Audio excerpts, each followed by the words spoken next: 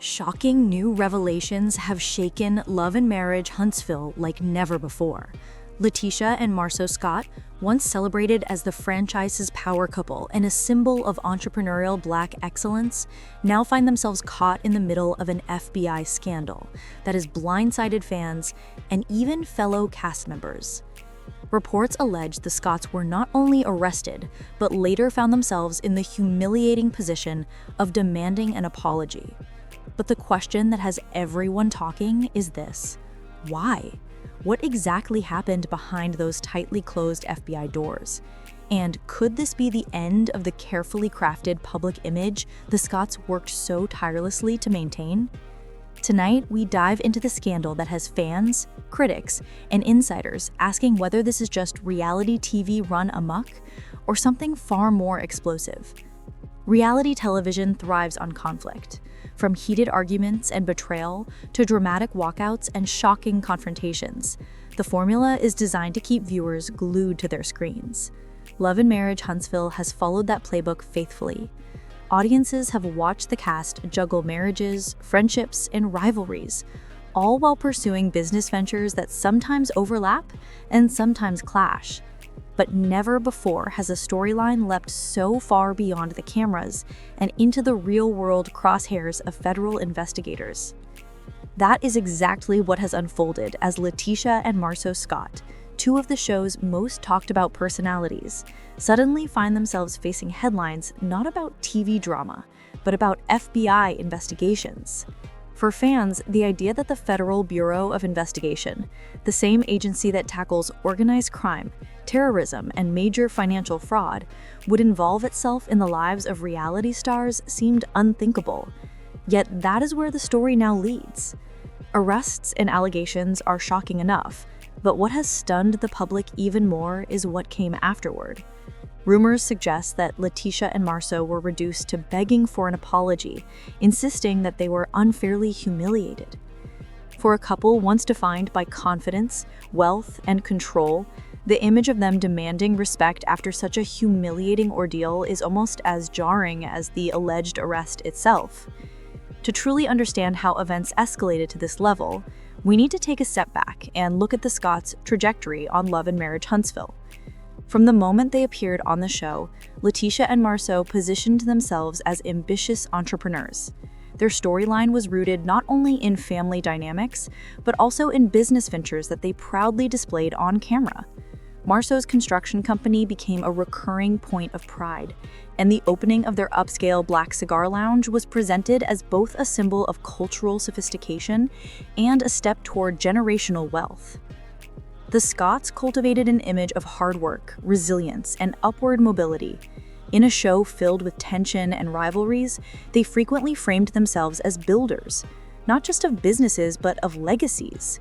Latisha, in particular, often highlighted the sacrifices and strategic moves required to maintain a household while also supporting her husband's business pursuits. Together, they cast themselves as an aspirational couple who balanced ambition with family, financial growth with personal integrity. But success in the public eye often brings with it increased scrutiny. As the Scotts flaunted their ventures, whispers began to circulate behind the scenes. According to some sources connected to the production, questions about financial irregularities had been quietly circulating long before the FBI allegedly became involved. At first, the whispers seemed harmless, the kind of gossip that often surrounds entrepreneurs who achieve sudden visibility. Some claimed there were inconsistencies in contracts tied to construction projects. Others hinted that certain ventures, while glamorous on the outside, were not as financially transparent as they appeared on television. In the world of business, such rumors are not unusual. Many successful entrepreneurs face skepticism, jealousy, or outright attacks from rivals, hoping to chip away at their credibility. But in this case, the whispers did not fade away. Instead, they grew louder. And unlike ordinary gossip, these rumors carried the weight of potential legal consequences. In most situations, allegations of financial misconduct might trigger a tax audit or civil dispute. Yet when financial activity stretches across state lines, involves multiple business entities, or hints at fraudulent partnerships, the matter becomes one of federal jurisdiction. That is when the FBI steps in. Experts who reviewed the Scott situation speculated about several possibilities. Were there allegations of fraud, mismanagement of funds, or partnerships tied to federal contracts that raised red flags? Another possibility is more personal, an anonymous tip. Sometimes all it takes is one disgruntled employee, a former associate with insider knowledge, or even a rival eager to settle scores, to alert federal investigators. Given the Scotts' on- and off-screen feuds, it is not difficult to imagine someone with an axe to grind passing along damaging information. In the weeks before news of the scandal broke, fans noticed something unusual. Latisha and Marceau, normally active and promotional on social media, went quiet. Their businesses, their personal milestones, and even casual updates disappeared from their feeds. For a couple so accustomed to using Instagram and Facebook as an extension of their brand, this sudden silence raised eyebrows. Was this intentional strategy crafted by legal advisors to avoid public missteps? Or was it the result of mounting stress as they privately grappled with an investigation already underway? In hindsight, the silence appears telling. In the world of federal investigations, agents move quietly, gathering documents, bank statements, and business records long before any public action is taken. By the time the public notices something is amiss, investigators may already be deep into their probe. Then came the turning point. Reports suggest the FBI's arrest operation was nothing but subtle. Neighbors described unmarked vehicles arriving in the neighborhood, agents in dark suits, and those unmistakable jackets with bold FBI lettering. According to eyewitness accounts, the operation was swift and coordinated. One team approached the Scotts' home, another secured the perimeter, and others executed the warrant inside. For Latisha and Marceau, who had spent years projecting control and confidence, the scene must have been devastating. Inside their home, the chaos of federal agents searching, questioning, and seizing evidence would have stripped away any illusion of control. Latisha, known for her poise and composure, was suddenly placed in circumstances no amount of reality TV media training could prepare her for. Marceau, often portrayed as the confident patriarch, was rendered powerless in front of his family and community. Even more troubling were reports that their children may have been present during the raid.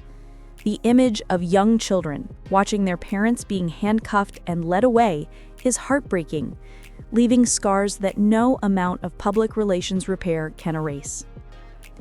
Once in custody, the Scotts would have undergone standard federal processing: mugshots, fingerprints, hours of questioning. For reality stars whose image revolved around success, status, and respectability, the existence of mugshots was a particularly devastating blow. Those images, whether leaked or officially released, would forever alter the way fans perceived them. Despite the humiliating circumstances, reports indicate that Latisha and Marceau maintained their innocence.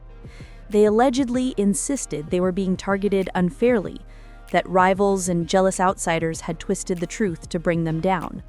From their perspective, this was not simply a legal battle. It was a fight for reputation, influence, and survival in a world where perception is everything. But there is a problem with this narrative.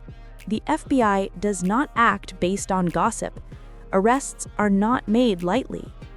By the time federal agents show up at your door, investigators have already reviewed extensive documentation: financial records, contracts, emails, communications. If the Scotts were truly arrested, it likely means the FBI believed they had substantial evidence of wrongdoing. The story took its most surprising turn after the arrests. Rather than retreating into silence while lawyers handled their defense, the Scotts allegedly demanded an apology. To many observers, this was baffling.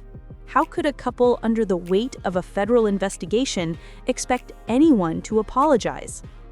For some fans, the demand appeared arrogant, as though Latisha and Marceau refused to accept the seriousness of their situation. For others, it seemed like desperation, a public attempt to reclaim dignity and rewrite the narrative before the scandal defined them forever. Reports suggested that their demand was not limited to the media, but also extended to specific individuals they believed had pushed false narratives about them. In their view, being handcuffed, humiliated, and paraded as suspects was unjustified. They wanted vindication. They wanted their reputations restored, and they wanted the world to acknowledge that they had been wronged. The public's response was immediate and polarizing. Social media exploded with memes, commentary, and heated debates. Some mocked the Scotts mercilessly, framing their downfall as karma for their on-screen behavior. Others urged caution, reminding fellow fans that if the couple were truly innocent, this could become one of the most embarrassing miscarriages of justice in reality TV history. The demand for an apology became a cultural flashpoint. To critics, it was evidence of delusion, a refusal to face reality. To supporters, it was a sign of strength, proof that the Scotts knew something the public did not. What makes this scandal even more intriguing is the possibility that the Scotts are not the only ones under scrutiny. Whispers in Huntsville suggest the FBI's interest may extend beyond Latisha and Marceau, potentially involving other individuals or businesses connected to the show. If true, the Scotts' arrests could represent only the first domino in a larger chain reaction. If additional cast members or business partners become entangled in the investigation, the ripple effects could devastate not only the Scotts' reputations, but also the credibility of Love and Marriage Huntsville as a whole. For a show built on the promise of showcasing successful Black professionals in Huntsville, the revelation of widespread financial misconduct would be catastrophic. At the center of all this chaos lies one burning question: what comes next for Latisha and Marceau? Will their bold demand for an apology backfire, cementing their downfall in the eyes of the public?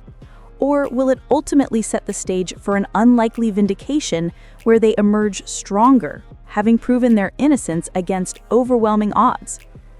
The truth is, the FBI rarely acts without cause. Their involvement suggests there are serious questions about the Scotts' financial dealings. And yet, until official records are revealed and court proceedings play out, fans are left in limbo, speculating about whether their once-envied power couple will ever recover. As the dust settles, one thing is certain: this scandal has forever changed the way fans view Latisha and Marceau Scott.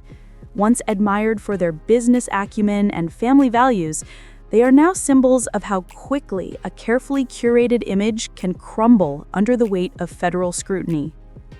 So, what do you think really happened behind those FBI closed doors? Were the Scotts unfairly targeted, caught in a net cast too wide? Or is this the inevitable consequence of business dealings that weren't as clean as they seemed? Drop your thoughts in the comments below. And don't forget to like, subscribe, and hit that notification bell so you don't miss the latest updates on this shocking saga.